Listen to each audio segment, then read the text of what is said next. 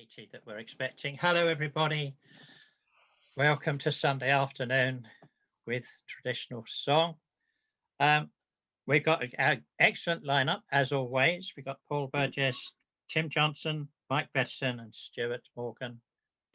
Today, our next meeting in a fortnight's time, October the 18th, Carol and Gwilym Davies, Patricia Young, and Karen Macaulay. That'll be a 3 or 4 by 3 or 4, depending on whether we get a fourth one or not. But the thing to know, as you'll know from the newsletter, is that on the 1st of November, we're having what Martin has called a staff holiday. In other words, we're not going to run one on the 1st of November. So you get a Sunday off. But then we're back after that on November the 15th. And then on the 29th of November is the special Roy Palmer lecture by Jeff Warner. So we've still got lots of these to go before Christmas. A couple of other announcements. Don't forget that the EFDSS have got their traditional tunes and popular airs conference next weekend on the Saturday and Sunday, I think, but the papers are already up online if you buy a ticket. And if I remember rightly, tickets are very cheap, only £10 for one day, £15 for two. So if Tiffany's here, Tiffany Hall from the FDIS, could you put the details up on the chat? Yeah, I am here. I'll do that. Could you, just in case there's a few people who haven't booked yet for it. Sure, will do. Thank you. And another thing is we've just recently received from Margaret Bennett details of a webinar. Is that tomorrow, Margaret? Yes. Again, could you put the details on the chat list, on the chat, so that I don't have to read it all out? That is presuming you want all of these strange people to come to your webinar. I don't know whether you do or not. But well, people are interested in song. It's a project with 51 years of fieldwork recordings. That's how old I am. Anyway, and we've got a couple of guest singers at it, so that should. That sounds just up our street. So please, yes, put the details on the chat for people to pick up on. So that's all my news, and we're going to go straight to Paul Burgess, who's going to talk about Grainger in Gloucestershire. Yeah, I only had a few slides and I can't find them or get them onto the machine, so I'll do without. Okay, Gloucestershire, Percy Grainger in Gloucestershire, misconceptions and possibilities. Now, I was originally inspired to write an article after reading Gwilym Davies's pioneering study in the Folk Music Journal, which described Grainger's visits to Gloucestershire, Warwickshire and Worcestershire, and the material he had collected there, and he compared it with the way Cecil Sharp had contemporaneously collected some of the same material. And I intended to complement this by looking at the people from whom Grainger had collected, the singers and their background. Since then, much of the material went into my article on Eliza Wedgwood. Research into the singers was included in Glostrad's single Gloucester, and more was superseded by Carol Davies's lovely book, Really Beautiful Company. However, some problems and possible solutions remain, and that's what I hope to deal with here. I also felt it wasn't worth completing the article without access to some of Grainger's manuscripts, mostly the ones held in a private collection held by the Durham family. On inquiring at the Grainger Museum about access to these papers, I was told that they had been lost. I now see on their website that this museum has them in their collection, several boxes of material. However, this is only available for personal visitors, so if anybody fancies funding me for a trip to Melbourne when we are once again able to do such a thing, I'd be very grateful. During the course of researching the article, things weren't helped when I discovered that many of the things treated as fact were far from it, and many errors had crept into the account. One of the reasons for this was the rather slapdash nature in which Grainger treated his material. Although he professed to be undertaking a scientific project regarding folk song, he was quite capable of wrongly naming singers, misidentifying their locations, and in one case of spelling another singer in no less than 3 different ways. The other main problem was the reliance on John Bird's biography of Grainger, now in its 3rd edition and described as the definitive biography. Understandably, people have relied on this source to understand the background to Grainger's life. Much of the background of Gwillim's article drew heavily on this source, and he was badly misled. His title refers to Grainger's collecting in Gloucestershire, Worcestershire and Warwickshire, but Grainger did no collecting in either Worcestershire or Warwickshire.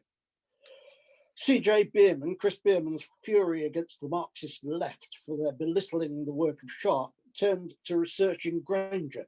What has this to do with Grainger? The answer is that his reputation has benefited in several ways from the denigration of Sharp and the folk music movement. Grainger has become one of the alternative heroes to whom no real criticism has been applied, even by those who are most severe on Sharp and the movement in general. That article of Chris Bierman's contains much excellent research and pertinent comment.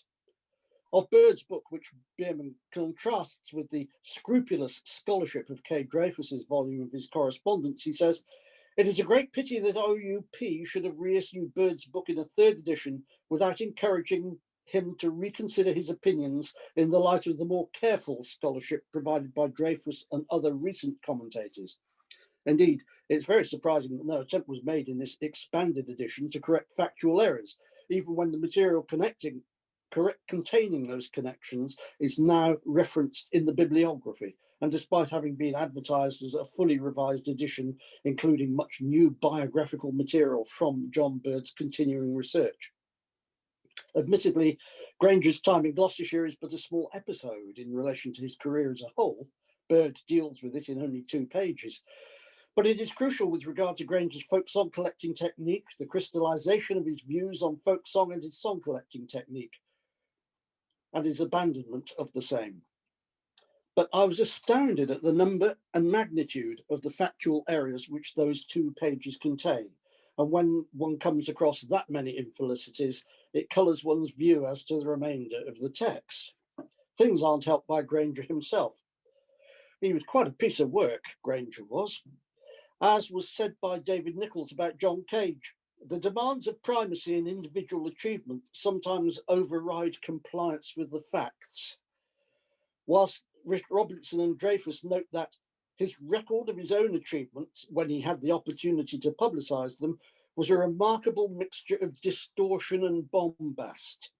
So there are quite a number of layers of misinformation to strip away, fake news indeed. He was contradictory. Having criticised Sharp and crew for their laziness and unthoroughness, it's rather surprising to see the extent to which Grainger was lazy and unthorough in Gloucestershire. He only recorded material which had been previously prepared for him by Wedgwood, and not even all of that. So Daddy Shepherd's Lord Bateman, mentioned by Wedgwood and Rathbone, wasn't recorded. And when Mrs. Hawker gave him a few lines of the Banks of Sweet Primroses, that was ignored as well. With regard to the phonograph, although he's regularly and correctly described as the first folk song collector in England to use the phonograph in his collecting activities, this is somewhat misleading. He was, in fact, part of a cohort of interested parties who wished to pursue this.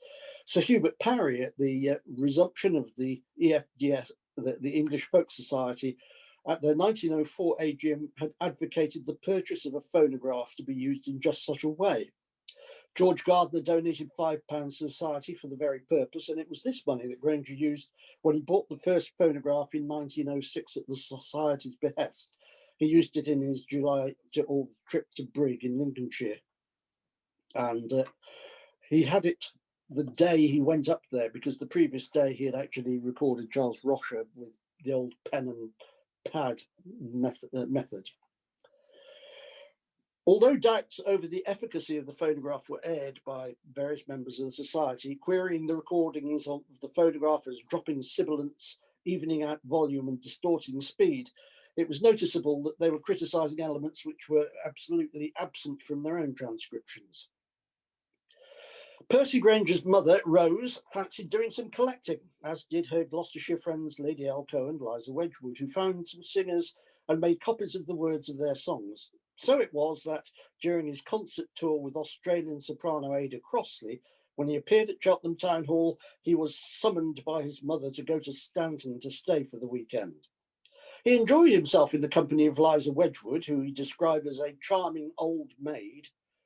Just as a side point, if anybody watches Britain's Got Talent, one of the judges on that, Amanda Holden, is actually 2 years older than Liza Wedgwood was at that point. So I think the idea of charming old maid is somewhat different nowadays. But he probably didn't expect to come back.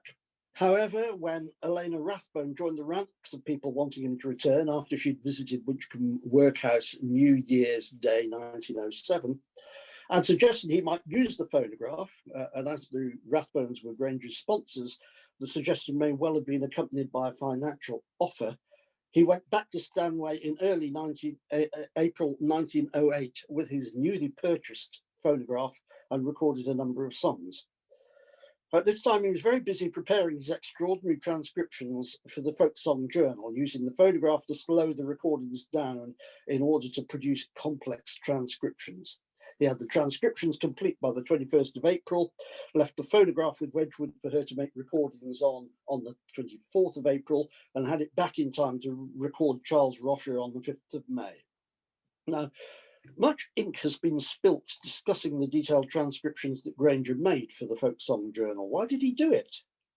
Well, he was at this point fixated on the fluidity of rhythm and the complexity of music, claiming that as early as 1899 he had abandoned pulse in favour of free rhythm in the same way that Schoenberg did for harmony in his 5 pieces for orchestra, which were given at the Proms in 1912 and at which Grainger attended.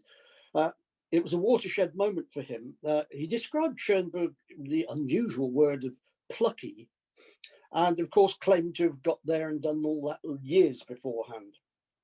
His compositions at the time, such as Hillsong of 1907, have such free and detailed rhythm as to be virtually unplayable.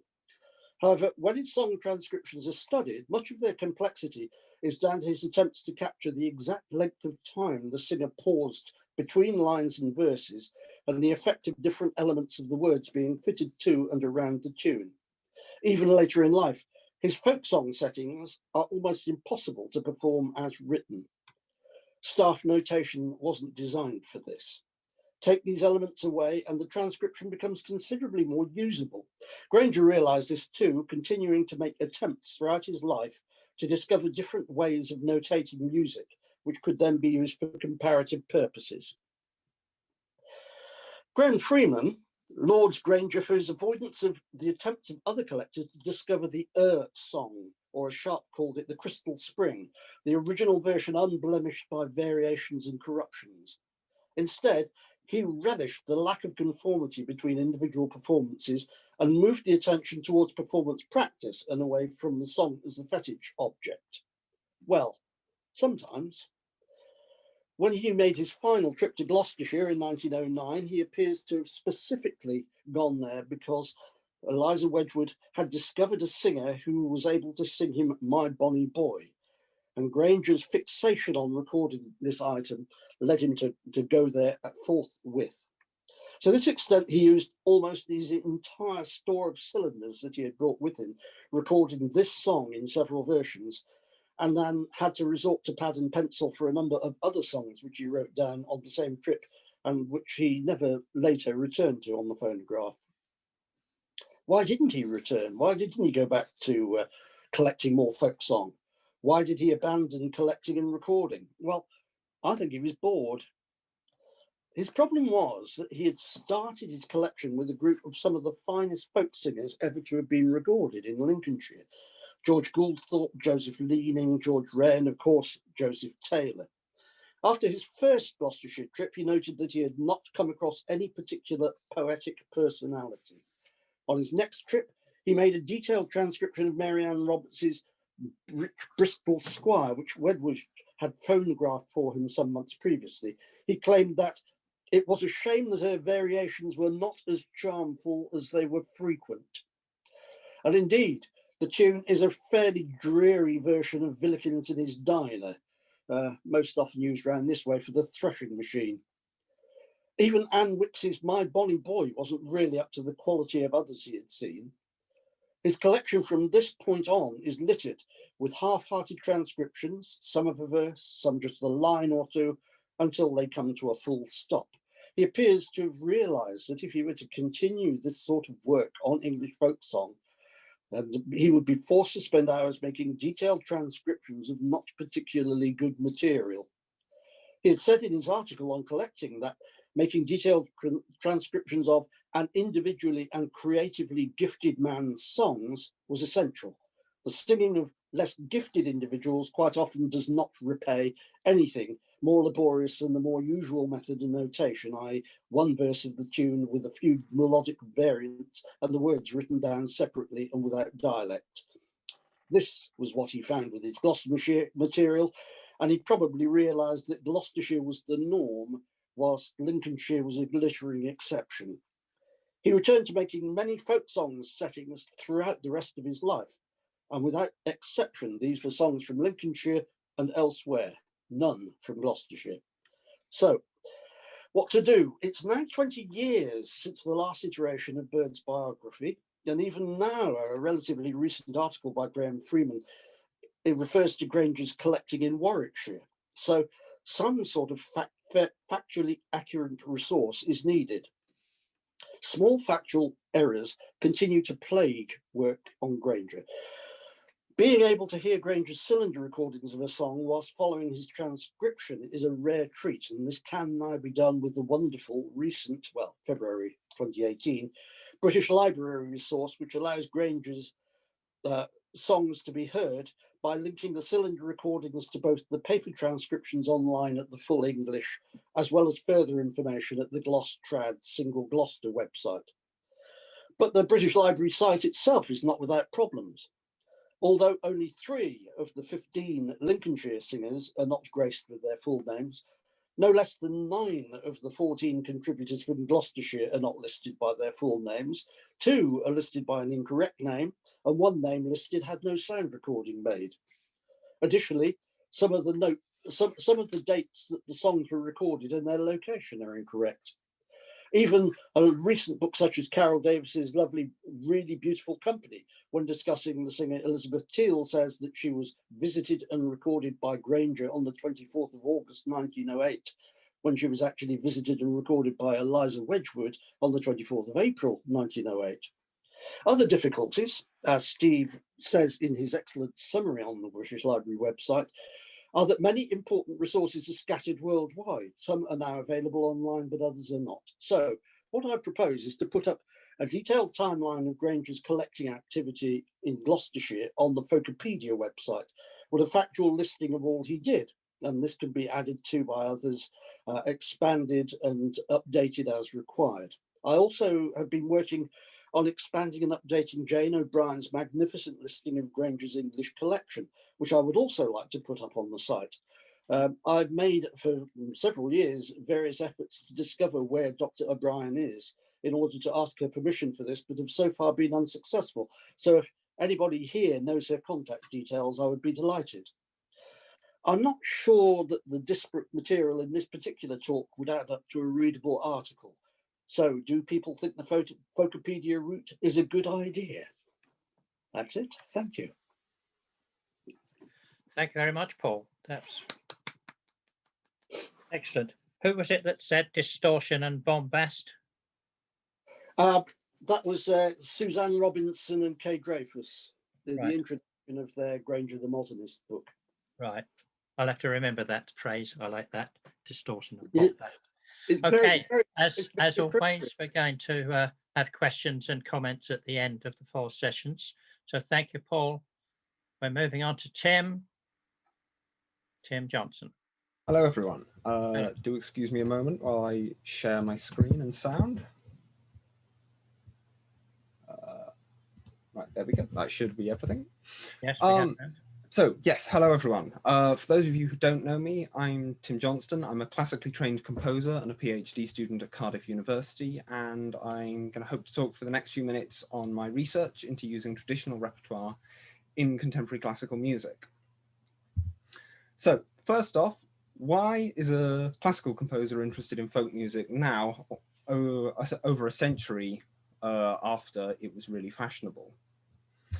Well, in spite of the subject's enormous popularity in the early 20th century, relatively few contemporary composers are looking seriously at classical responses to UK folk and traditional music now. This is a shame, given that so many interesting things have happened to folk music since the 1920s. The study of vernacular culture plays as much a part of its own story as do its component traditions, and this incredibly busy past century is ripe for artistic exploration and interpretation. Many of the subject areas associated with today's folk music studies barely existed during the first revival. Ethnomusicology, anthropology, and folkloristics were all in their relative infancy at the time, and so had less attention paid to them than they would have today. Also, virtually any creative engagement with folk music today, even within established folky parameters, is an interpretive act. Bringing traditional repertoire into the concert hall is neither necessarily an attempt to improve, heavily in inverted commas, nor appropriate it. It is just another way of reperforming and exploring traditional material. However, this doesn't give me total creative carte blanche, and there are some ground rules that I try to apply to my work. First off, to steer clear of folk song for use and the burden of expectation, to borrow Steve's excellent turns of phrase.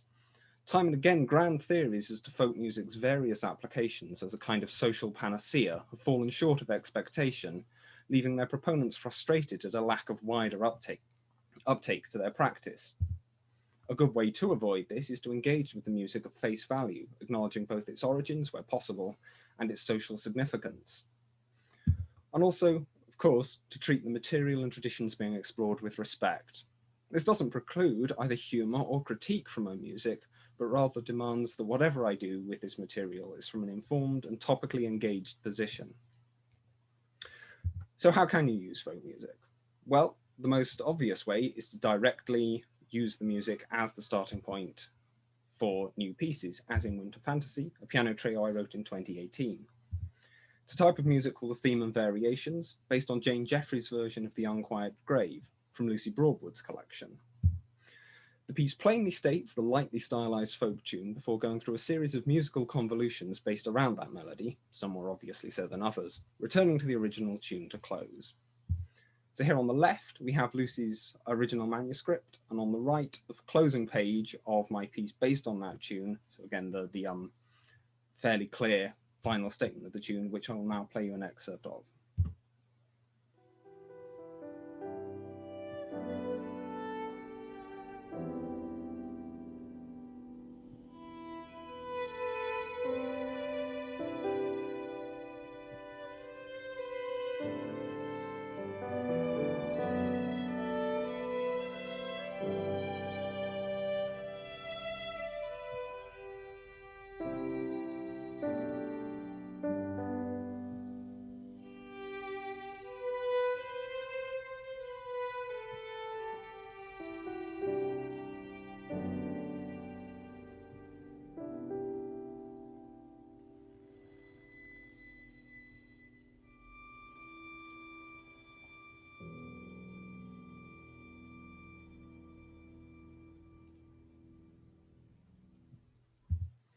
So an advantage to this way of working is that it gives an extremely clear presentation of the tune, allowing the quality of the traditional music to shine.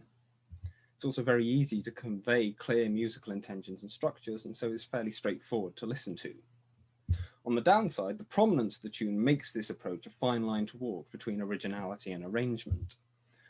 Also, stylistically, it's very focused on the melodic content of the music being left intact, and so leaves less room to deeply explore the musical materials.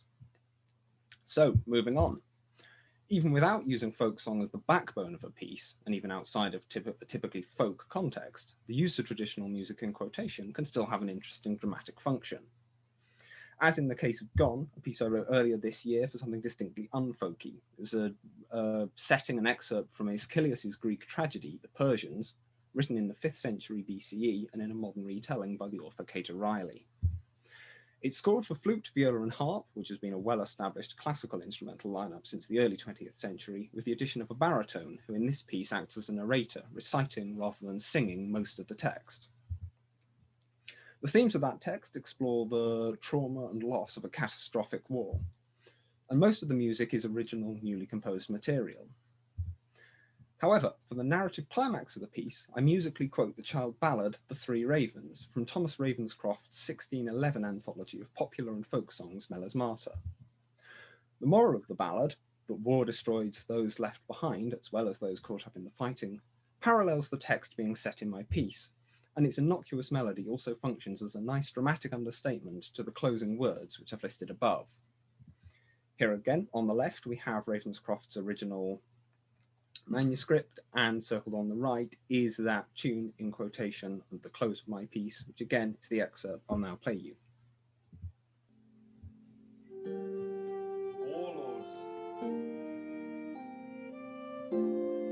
generals,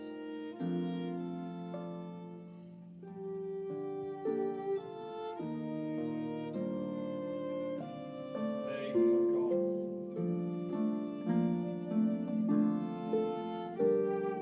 Commanders, marshals, nothing now but names.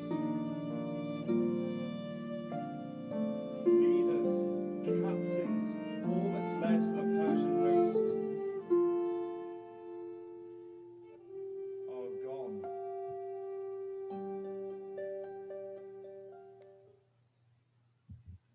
I took a more drastic approach to traditional melody in my piece Contradance, which I wrote this spring as a study for solo bassoon. It uses John Playford's Grimstock from the 1675 edition of The Dancing Master as its musical starting material, and is heavily influenced by the compositional style of the composer Bela Bartok. Bartok's compositional technique is an enormous subject in its own right, but the salient point is that it breaks the tune into small component parts just a few notes long, and then rebuilds them into something completely new. So here we have the original version of Grimstock from Playford's publication, and then underneath it transcribed into modern notation. It's a well-known song, a well-known tune in an A-B structure. For those of you not familiar with it, here is a performance of it by the Swan Alley musicians.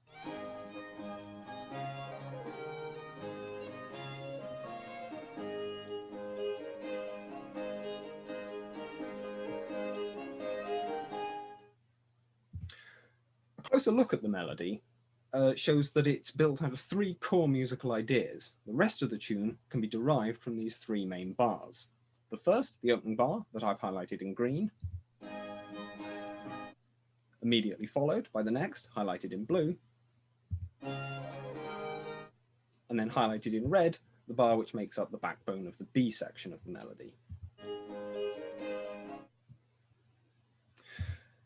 Here we have two excerpts from my piece Contradance based on Grimstock, and particularly for those of you who are familiar with music notation, these following annotations should hopefully highlight some of the places where my quotation of that melody and its core musical building blocks is most obvious. So this is from the opening of the piece, which is uses the first two sections of Grimstock in green and blue.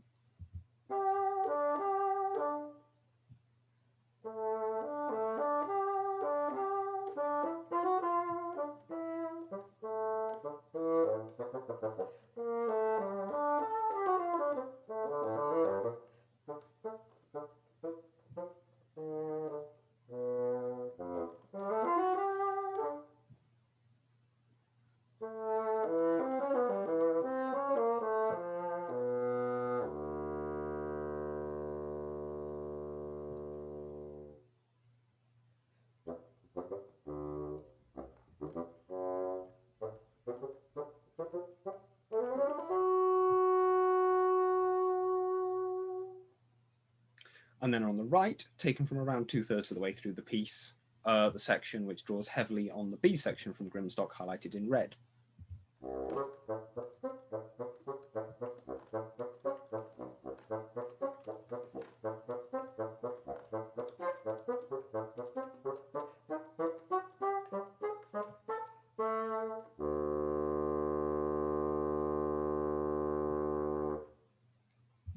So in conclusion, and to return to the slightly silly pun that I began this presentation with, what shall or can we do with a drunken sailor? Well, examining the melody, one can ask what features are in the music to draw from. I think particularly striking is the way that the first phrase, the opening 2 bars of the piece, are then repeated 1 note lower. Within that, you can find a characteristic phrase from the soul of the music. Then make it a feature, such as a riff for the new music to be based upon, and incidentally changing the pulse in the process. What follows is a process familiar to anyone, regardless of genre, working with bringing a new piece of music to life. Once you have your starting material, you can harmonize it and add ornamentation, bring in the main tune, use the chorus as contrasting musical material, play the 2 off one another, interweave the full traditional melody with newly composed aspects of the music. And in doing so, you can get something a little like this, which I was written actually for my undergraduate dissertation.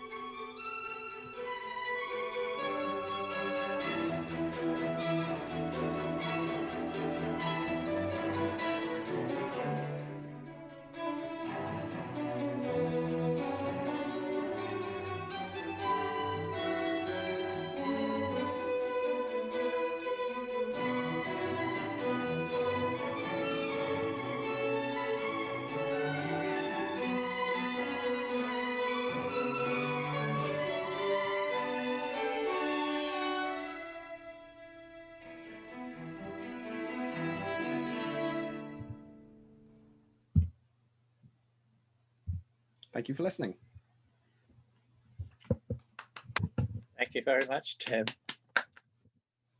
That was excellent. Thank you. And now before we move on to Mike, I forgot to say this at the beginning. If you're interested in contacting one of the speakers or in getting a copy of their presentation, it's up to you to contact the speakers themselves. Martin and I and the rest of the team, we're not going to do it for you. If you're interested in following it up, please contact the speaker direct. We've given their emails in the pre-meeting invitation and so on. So you have the information. If you want to contact them, please do. Okay, we're going to move on to Mike. Mike Bettison. Right, okay. I'll go disappear, please. Right, we have your screen. Yeah, I know. It's just... There we go.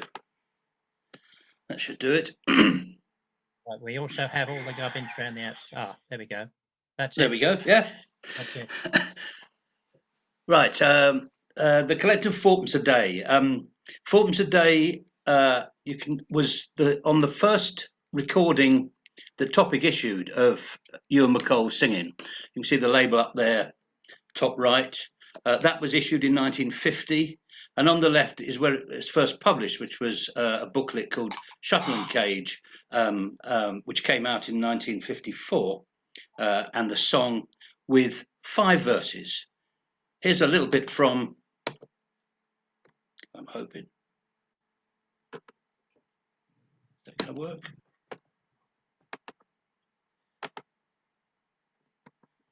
Who cares? Let's go back. Right. It's a lead mining song from Teesdale. And Teesdale, you can see the red hexagon in the middle of the country there, just south of Durham. and west of Middlesbrough. This is the northeast of England, often called the land of three rivers. So you've got the Tees, to the north of that is the Wear, and to the north of that is the Tyne. And generally, when they put side after it, as in Tees side, that's the eastern end, the more urban end near the North Sea. So Tees side is Middlesbrough and Stockton, Wear side is Sunderland, Tyne side is Newcastle, and the Dales are further in. Now, I've been listening to a cassette at the time, a Folks Tracks cassette called Butter Peas, and I noticed that 7 of the tracks have been recorded in Middleton in Teesdale, and that the main singer and musician was a man called Mark Anderson. So I went and found Mark Anderson's grandson on the left here, Floyd Anderson, and his lovely wife, Moss. And I got in touch on the phone, and they invited me around for tea and cake, which was very nice, and showed me a lovely picture, which they let me have of Mark, and brought out his instruments, which were 2 flutinas. These are instruments that are very popular in the lead mining community and surrounding areas. They are like an inside-out melodeon. Melodeon players will understand that. I did manage to get a bit of a tune out of the one on the left, which was still playable. And after we'd had our tea, and I was just about to leave, Floyd said to me, "You know, Mark, he was responsible for that song, Scarborough Fair, you know, the famous one." And I said, "No, I didn't know that, but I'll look into that a bit more." So it was this song, Scarborough Fair, as you can see here, recorded on CBS Records by Simon and Garfunkel and Andy Williams. It played on my mind, and I got back and I thought, well, who could I get in touch about this? So I sent an email to this young man, Martin Carthy, and he got back to me and said that he'd found Scarborough Fair originally in a book called The Singing Island, which had come out in 1960. That's where he got it from. And so I found the book and looked in the notes at the back, and there, Scarborough Fair, from the singing of Mark Anderson, retired lead miner of Middleton in Teesdale, Yorkshire, in 1947. This was quite interesting. It was obviously Mark Anderson. I just heard from Floyd that Mark had never been a lead miner. He was a quarry worker. Middleton in Teesdale is spelt wrong. Middleton Teesdale is on the north bank of the Tees, so it's always been in County Durham. And I later found out that the earliest it could have been recorded was 1948. So there were 4 errors in one sentence, harks back a bit to what Paul was talking about. But also in the book was Fourpence a day, and there with the 5 verses. And I looked in the notes, and very similar to the note to Scarborough Fair, with the change of name from the singing of John Gowland, retired lead miner of Middleton in Teesdale, wrong, Yorkshire, 1947. So that I thought I'd look him up in the census, and I found in the 1891 census a John Gowland in Stanhope. That's a little far away, but you can see there in the middle, John Gowland. It says son-in-law. That was a term that was then used as much for someone who was a stepson, rather than be a bit young for today's use of son-in-law, because he's aged 13 there. And if he was 13 in 1891, that means he would have been 70 in 1948 when the song was collected, which is about right. And you can see his occupation was listed as lead ore washer, which ties in with the song quite nicely, though, of course, it didn't have to. And I had more email correspondence with Martin, and I remember emailed him and said, "Why was Ewan McColl in Teesdale?" And he replied to me saying that it was because of theatre workshop. Now, a little bit of geography from the area first of all. This is Teesdale. At the middle at the bottom there is Barnard Castle. You can see there. That's where you go if you want to get your eyesight tested. And the blue line goes up to, in a northwesterly direction, is the Tees. And Middleton in Teesdale, which we're going to come to, is there. On the right-hand side of the screen, we've got Bishop Auckland. That, interestingly, was where A.L. Lloyd collected the Blackleg Miner. That's another story. And you can see the blue line going up here, the River Wear. And there's Stanhope, where I said John Gowland was on the census. And the main lead mining area in this neck of the woods is the bit in between, Middleton Common and all around there. Right, I said theatre workshop. So I got a book out called The Theatre Workshop Story by Howard Gorney. And this was a revelation to me, because I'd always thought theatre workshop was the East End of London and all that. I didn't know anything at all about the early history, but of course you can see this is the front cover, and it says Venture starts well at Kendal. Kendal, for those that don't know, is in Cumbria in the north of England. So I started reading that and found out lots of useful information. One of the things is that Joan Littlewood, the main director of Theatre Workshop, was married to Ewan MacColl at the time. And so she was going to be very much part of the story. I then decided to go and visit the MacColl-Seeger archive, which is at the Ruskin College in Oxford. This is actually the new library, which is in Old Headington. It used to be in Walton Street, right in the middle of Oxford. And that's where I went.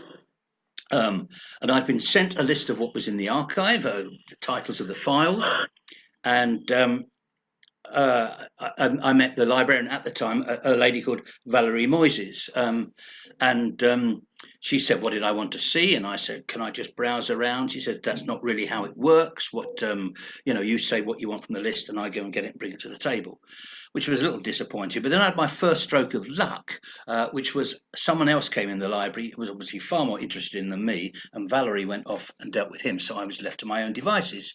My second piece of luck was finding a box which said miscellaneous scripts, and in there I came across a BBC script from the Home Service from the Northern Children's Hour.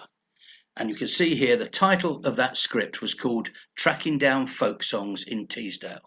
I really couldn't believe that I just found this. As you can see, Northern Children's Hour, and it went out on Sunday, June the 5th, 1949. And what it was about Joan Littlewood and Ewan MacColl speaking with Mark Anderson and collecting a few songs.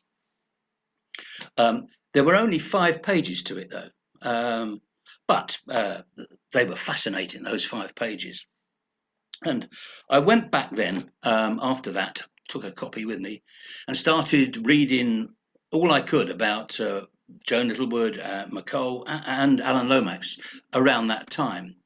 And one of the books I came across was this, Class Act, The Cultural and Political Life of Ewan MacColl by Ben Harker.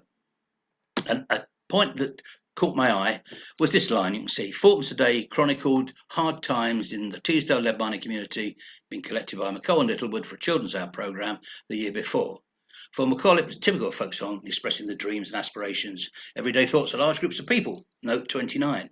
Now, interestingly, the 5 pages I had, because I'm sure it was the same programme, didn't mention Fourpence a day at all. But I went to note 29, and this came up. MacColl had undertaken music research for Bonnie Teesdale, a regional social history programme scripted by Littlewood, starring Wilfred Pickles, great radio star at the time. And then you can see then MacColl then wrote and presented a spin-off programme, Tracking Down Songs in Teesdale, also from the Northern Children's Hour broadcast, 1949. And then it says both scripts are in the BBC written archive. Well, I obviously had to go there. It's a bit, you have to pass a few more questions to get into the written archive, but it's a fascinating place. So, but I wrote to them, told them I wanted to go there. There is no catalogue of what they've got. You just say what you want to see, and they will attempt to find it for you there. So I went there, and I knew I wanted to come away with 2 scripts, which I did, both Bonnie Teesdale and Tracking Down Folk Songs in Teesdale. Here's Bonnie Teesdale script cover. You can see there, script by Joan Littlewood, and it was broadcast again in the Northern Children's Hour on Sunday, April the 3rd, 1949. And this was a bit like an old program used to be called Down Your Way. What they did, they sent a script writer in who met interesting people as regards Bonnie Teasdale. Joan interviewed farmers, geologists, lead miners, but also interviewed Mark Anderson. And I'm sure after she'd met him, she told Ewan, and they proposed to Nan MacDonald that there was another programme in this. In other words, tracking down folk songs in Teesdale. In the script, of course, I had the complete script now of tracking down folk songs in Teesdale. And what came after page 5 was all about collecting Fourpence a day. And you can see here, this is page 6, early on. And before we left Mr. Anderson's house, Joan asked him whether he knew a lead miner's song called Fourpence a Day. I reckon Joan must have heard this during her, or at least a fragment of it, in her previous research. And Mark only knows a couple of lines. That's it, Joan said. Do you know any more? No, he says. I've heard it often enough, but never taken the trouble to learn it. And then his daughter comes in, and then right at the bottom, you can see he says, oh, that's all I can remember. Tom Allinson, the one to ask. Well, they went and saw Tom Allinson, who didn't know it, knew a couple of lines. Someone else knew a couple of lines. But eventually, someone said, why don't you go down to the Mechanics Institute in Middleton in Teesdale of a certain morning, because that's when the old men meet for a chinwag, and go and see if you can ask for Tommy or Johnny. So they went down. This is in the script. They went down. They said, "Is Tommy here?" And they said, "Oh, you just missed him. He's gone." And someone said, "What do you want him for?" They said, "We're trying to find out about this song called Fourpence a Day." And someone then started to sing, and they sang 2 verses, and that was Johnny Gowland, or John Gowland, as he's listed. But he only knew 2 verses, and he said, "There is more. I'm sure there's more." And then someone said, "You really ought to go and speak to Tom Payne in the shop, because old Tom Payne, the cobbler, his grandfather, wrote the song." Well, they had to go and see him, so they did. And this is actually the final page of the script. And you can see at the top, it says, half an hour later, we were sitting in the comfortable room behind the range shop on the Eggleston Road. We showed him the results of our search, and without any apparent effort, he remembered a 3rd verse, which he wrote down for us. And now we had our song. Before we left, he showed us a large black notebook in which the words of many of his grandfather's songs have been written out in a clear, bold hand. No, I haven't found it. But at the bottom, he does say it is the complete song. There it is in 3 verses. There are all the other I'm trying to say, the other publications have all got 5 verses, but I think what happened there was that Ewan added a couple of verses and changed the order slightly. I will see if I can play this. I'm not sure I will.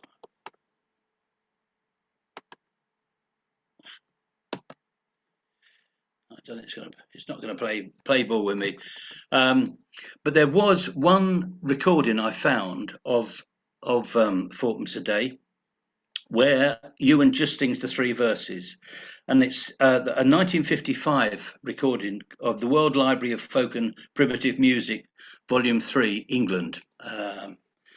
There he does sing it. It's interesting that when it came out on CD much later, Rod Stradling reviewed it and really criticised the whole thing, saying that many of the songs were incomplete, which may have well been the case for some. But if it was this one was shorter, then there was a reason, because I think that's the only recording of the song as was collected. Thank you. I can stop it now. Thank you, Mike. Well, that's very worrying. I'm up to 30,000 in my numbering system. If we have to do that kind of research for every single song, 30,000, I think it's going to see most of us out. Anyway, thank you for that, Mike. That was fascinating. we're moving on to our last speaker, Stewart. I can't see you on the screen, and I have to apologise to Stewart. I've known him as Stewart Morgan for many years, but he now has a different surname, and I forgot to ask how to pronounce it. So I do apologise, Stewart. Where are you? I'm here, Steve. Okay. You getting me okay there? Yes, we are. Yes. Great. Yeah, no problem about the name. Everyone struggles with.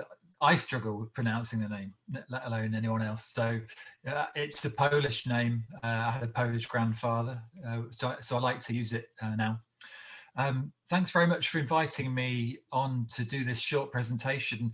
Just by very brief way of introduction, I'm going to show you a short presentation that a sort of slideshow that I made in a second.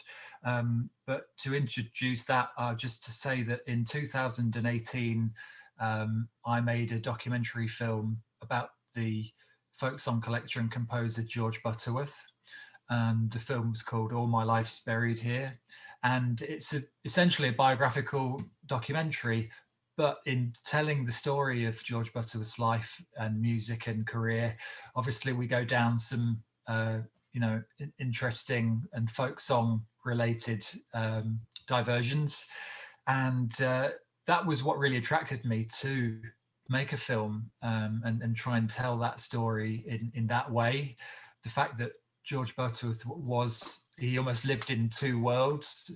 He was this quite middle class, well educated and kind of guy who also went out into rural England along with a lot of the others collectors at that time, and met the singers and managed to collect a lot of folk songs and dances, and that to me spurred me on to do more research and to try and represent what happened and the context that it happened within, I think.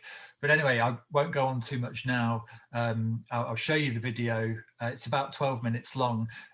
This was actually made for the originally to be shown at the Royal Musical Association online conference at Goldsmiths University this year.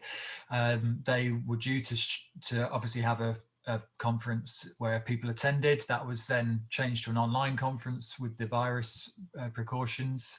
So I decided to make this submission, and I thought it would be interesting to show you all what I showed them.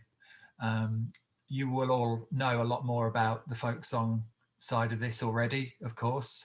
But I think, yeah, as I say, I very much attracted to the way that Butterworth didn't respect so-called hard divisions between high and low culture, if they would call it that, or between classical music and folk song. And he tried to blend them and mix them in quite a radical way.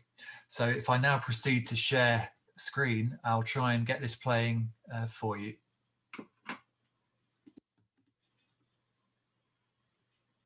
I may need that to be enabled by the host. You should be co-host. Are you not co-host? Oh, Martin's looking. Yeah, it says host. Okay, thanks, Martin.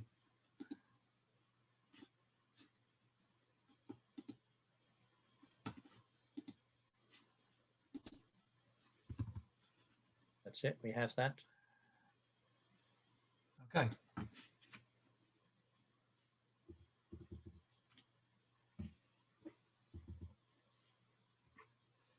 But nothing's moving.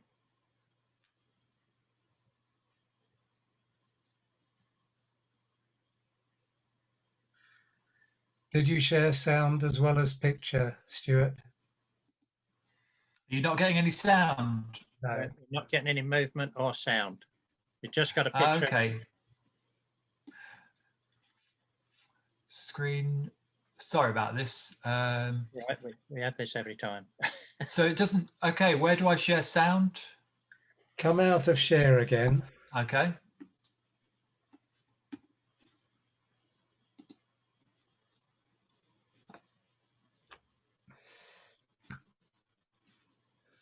And New share or?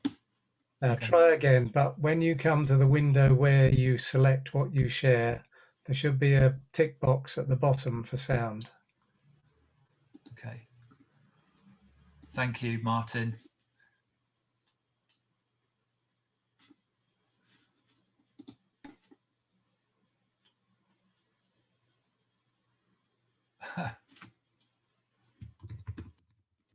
That's,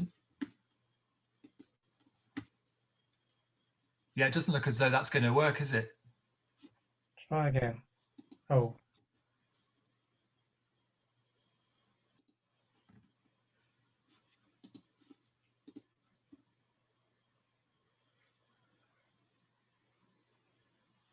Yeah, it's asking me to install something there.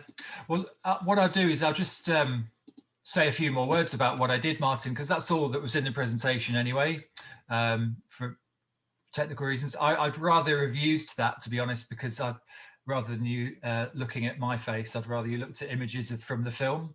But anyway, yeah, I embarked on this project in 2016, which was the centenary of Butterworth's death.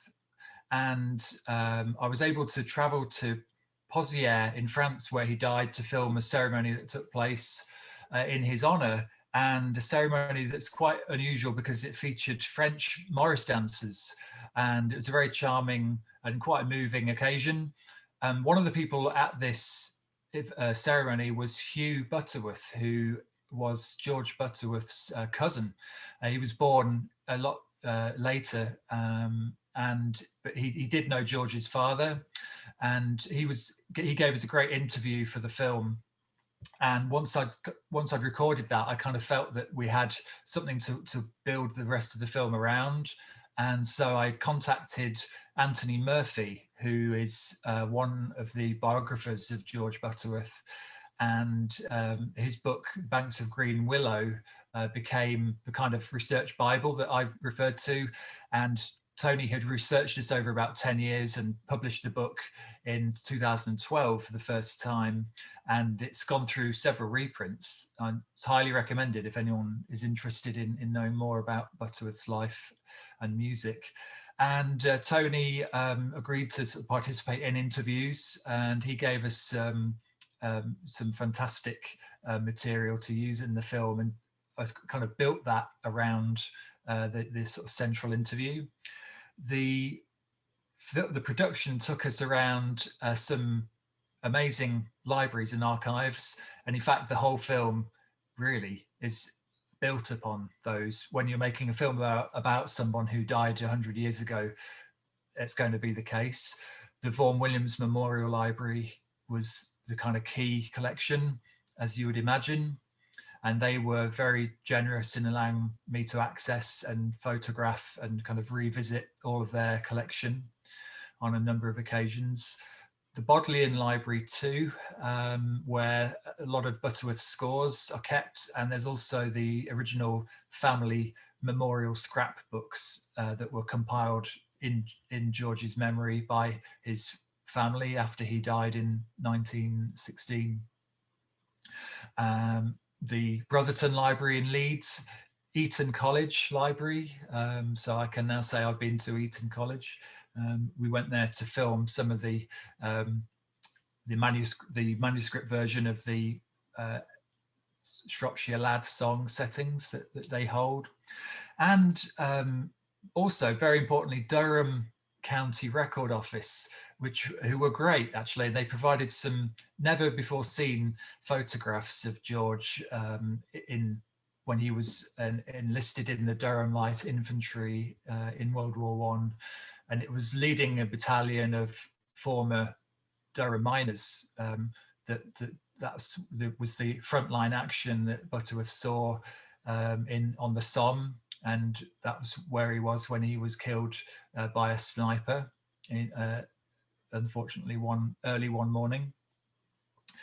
The challenge really in the film that I took upon myself to give it a go was because I don't think it's really been done before, was to try and tell a bit of the story of the English folk revival, or the Edwardian English folk revival, in the film. This is something that Butterworth's obviously an active participant in, along with Vaughan Williams, Rafe Vaughan Williams, his close friend, and they even went collecting together.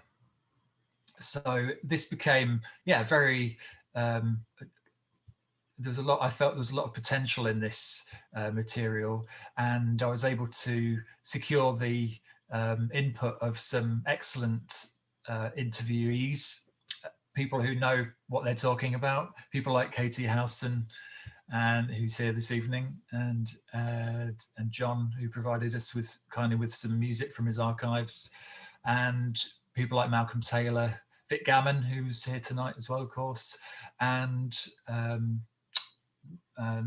sadly another individual who's no longer living, Alan Howkins, the historian of rural England, who gave us a fantastic interview, wide-ranging interview from his home in Norfolk.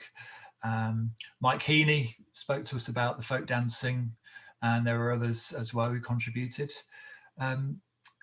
When we had finished the film, we took it out to cinemas, whoever would have us, and we ended up going around about 30 different independent cinemas during 2019, starting with the British Library, where we kind of launched it. And one of the nice things about that was that I could go along to most of the screenings and do a Q&A afterwards, and it was really nice to hear the feedback of audiences. And what we got quite a number of times was fans of classical music, people who knew George Butterworth through his Houseman settings or through his famous orchestral pieces like The Banks of Green Willow, the Rhapsody, A Shropshire Lad. And sometimes they would say to us at the end, we really enjoyed hearing all that folk singing in the film, and we never knew about that. We never knew what George Butterworth had done in that respect, and now we're going to go and try and dig and find out more. And actually, likewise, a lot of the existing folk fans who came to see the film for that reason found themselves hearing maybe some of the classical compositions in a new way. I did. I really first got into George's life story through his work as a folk song collector, and really I hadn't listened to very much male voice and piano music before his, but I came to really appreciate what he'd been able to do with that music, having had the influence of folk song working on him. And listening to the previous talks this evening by Timothy especially, this is obviously quite a topical subject for this meeting. One of the quotes in the film comes from Vaughan Williams, who obviously knew George very well. He was about 13 years older than George, so he was a little bit a sort of senior mentor figure to begin with, but when they became friends, they became almost equals, and they would help each other out. But Vaughan Williams reflected that folk song, in his opinion, freed George Butterworth from his musical shackles, stylistically speaking, and he said it was Butterworth's salvation as a composer. So, if we take Vaughan Williams at his word, that to me that justified the kind of exploration of the folk song's influence on George in the film, and hopefully it all sits within the story of his life and gives us maybe a fresh understanding, on the work that he did. Just to close, one of the nice things about the research and the filming was that we did uncover a few new bits of knowledge which hadn't been exposed before, such as a lady called Jessica Smart in Lewes in West Sussex, whose grandmother and mother drove George Butterworth around in an early motor car around the lanes of West Sussex in about 1910 to try and help him to meet singers and going around the different villages. And Jessica, in the film, Jessica reads her mother's memoir, and so it's her mother remembering being a child and going around with these two grown-ups, in the car. on the hunt for folk song, and there's a wonderful illustration that she drew from her memory as well, which we were able to use in the film with Jessica's permission. So there's little snippets like that you can add a little bit to the canon, but really overall I was hoping to bring George Butterworth to new attention, and maybe for anyone who already knew about him to expand their awareness, or to make them maybe reapproach his music with a new understanding. Thank you. Thank you, Stuart. Wonderful stuff. I'm sorry we couldn't see the pictures, but that was really good.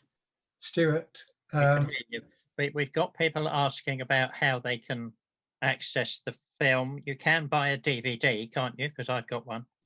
Can they go to your website, buy it? Yes, I can put a link on in the comments in a second, but yeah, there's a DVD or Blu-ray available from georgebutterworth.co.uk.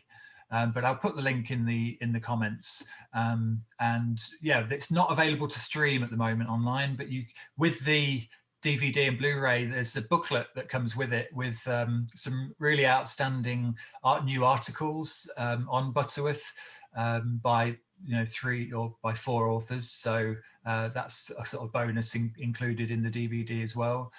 So that's a mail order, and they'll be, once you order, they're with you in a couple of days' time in the UK. So if you're interested to see the film, that would be the quickest way.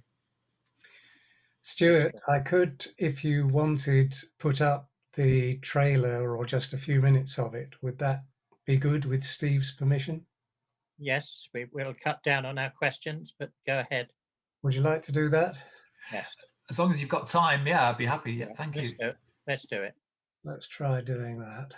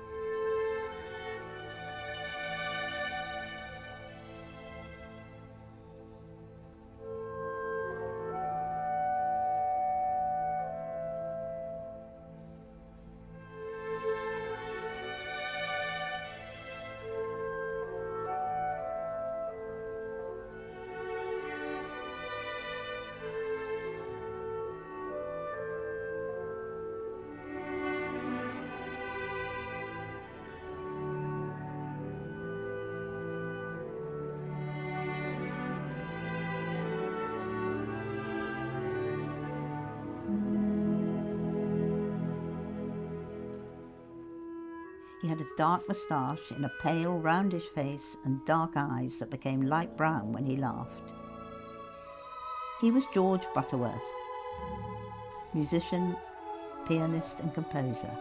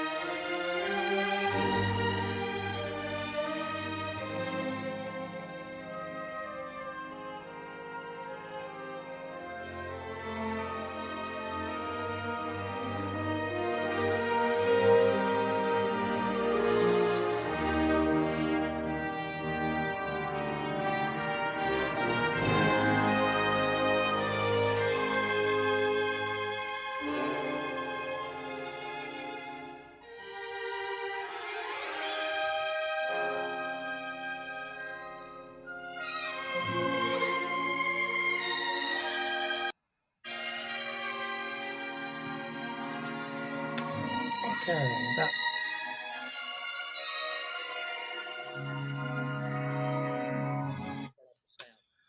Well done. Thank you. Thank you, Martin.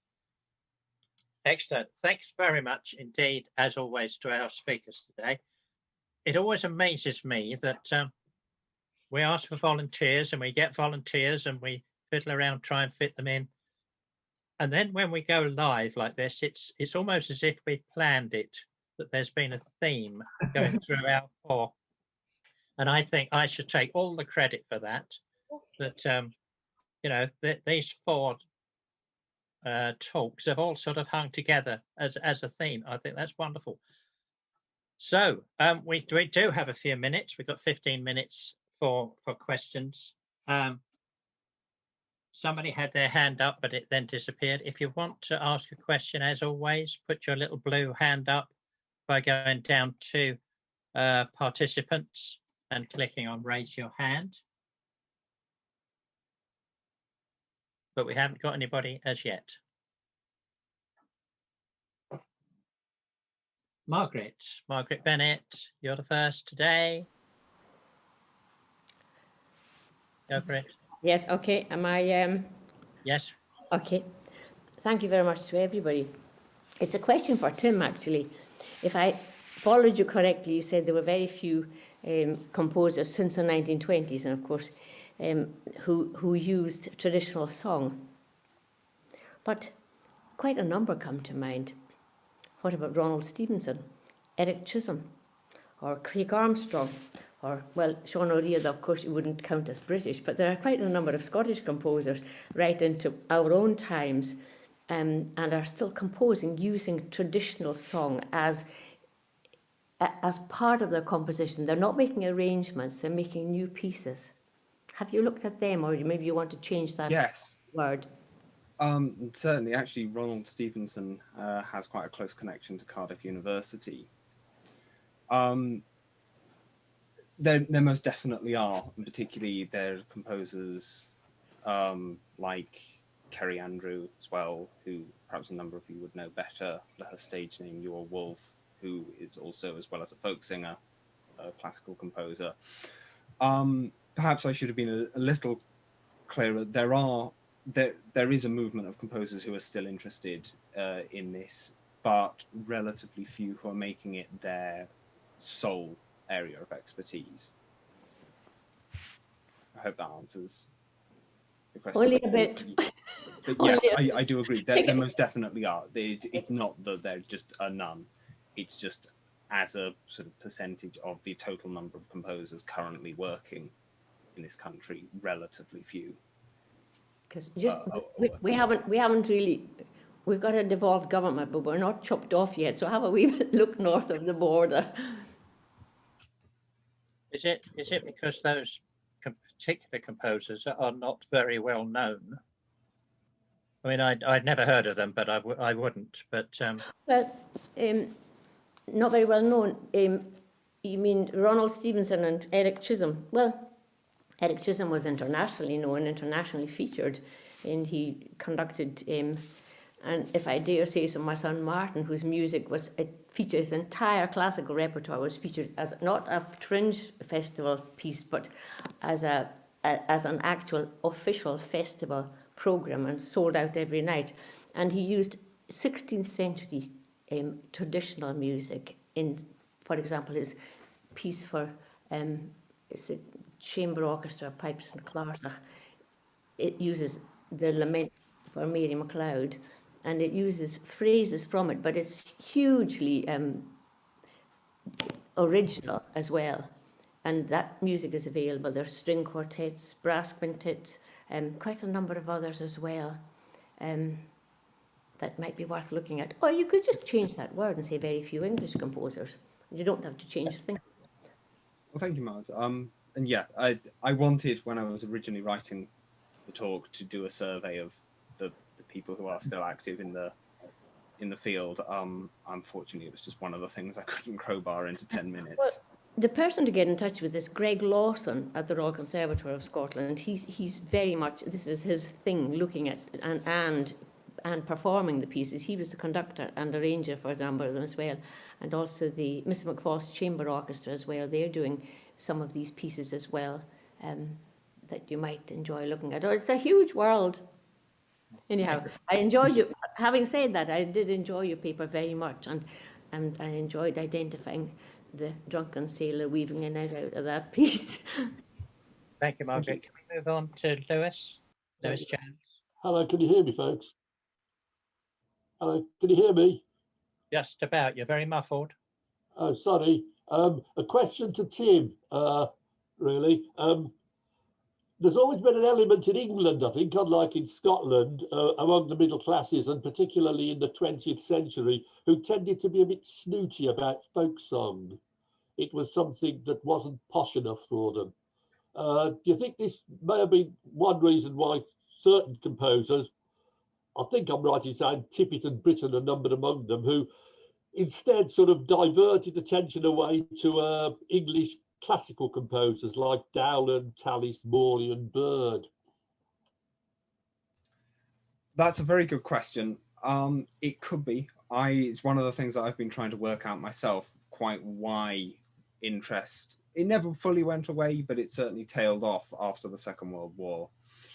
It's possible that it was because then with the rise of people like Ewan MacColl in the second revival, that became such an established movement in its own right.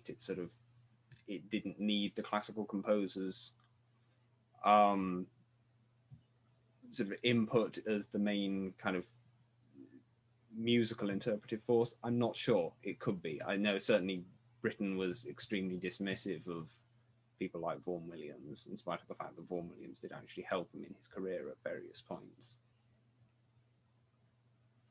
But yes, I'll let you know when I find out a definitive answer. Yeah, thanks. Great paper, by the way, Tim. That's two you've given us. Many thanks again. Thank you. Thank you, Lewis. Martin Nails next. Martin. Sorry, unmuted myself. Yes, yes, 4 really excellent talks. Well done, Steve, putting that all together, as you said. But yes, no, but really, though, the speakers, I thought all 4 speakers were excellent, and they were very interesting, as you said, all tied together. So this is really a question for Tim, is about I'm more interested in people like Vaughan Williams and Holst and those people of that generation who used folk music, not in arrangements, but as you were saying in your own music, to inspire them, taking elements out of the music. And I just wondered whether have you made a study of that in the sense to as a background to your own composing, or are there people sources you could point to where one could follow up those kind of thoughts? Yes, in my work I do an awful lot of study of people like Vaughan Williams, Butterworth, Holst, and then over on the continent people like Bartók, Sibelius. It's interesting looking at some of their motivations, that a lot of the kind of the romantic nationalist movement was around trying to carve out a national voice for the various nationalities of the composers. The precise sort of philosophical logic that some of them followed is a little questionable to modern sensibility, but it's interesting that in trying to, perhaps should we say, recapture a national voice through folk song, which was a recurring theme, particularly in the English sort of classical folk song movement of the early 20th century, that in and of itself spawned its own distinctive national style, which you can then trace through the 20th and 21st century. It's kind of from Vaughan Williams onwards. You've got people like Arnold Bax, Havelock O'Brien, and then into more modern times, people like John Pickard and Richard Blackford. They all form this kind of large English symphonic tradition. Whether some of those are directly inspired by folk music or not. That is very, very to listen to and to try and work out what's going on. Thanks. Thank you, Martin. Moving on to Elaine. Elaine Bradkey. Hello. Thank you, everyone. They were excellent papers. I wanted to say to Paul that I think any attempt to get more organized information about Percy Grainger's collections all in one place would be wonderful, because I was trying to look up Sam Bennett's stuff and I went to 3 different websites and, still didn't get a definitive answer. So yeah, it needs some organization. And I enjoyed everything, and hello to Stewart. Well, let me underline what Elaine just said. With a lot of our talks are identifying what we now call fake news, but misinformation, and Percy Grainger seems to have more than the others put together. But if we don't publish the real stuff, the fake news will carry on. So really it's up to us, you lot, to get this stuff out there in accessible and authoritative form, because otherwise it just goes on forever. So that's the lecture, because there's nobody else got their hand up. So anybody else want to say something? Gwilym, are you trying to say something? Because if so, you've put the wrong hand up. I couldn't find the other hand.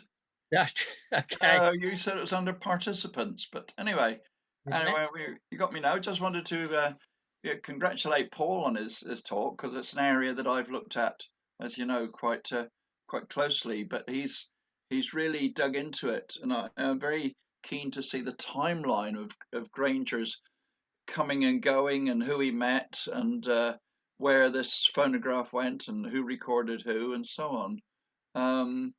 And I think that's going to, I think probably we'll have to go through the Gloucestershire website and see if there's any corrections we have to make from it. There might well be, because Grainger's notes, as Paul said, are a bit sort of not particularly reliable, and previous studies, including mine, are not 100% authoritative.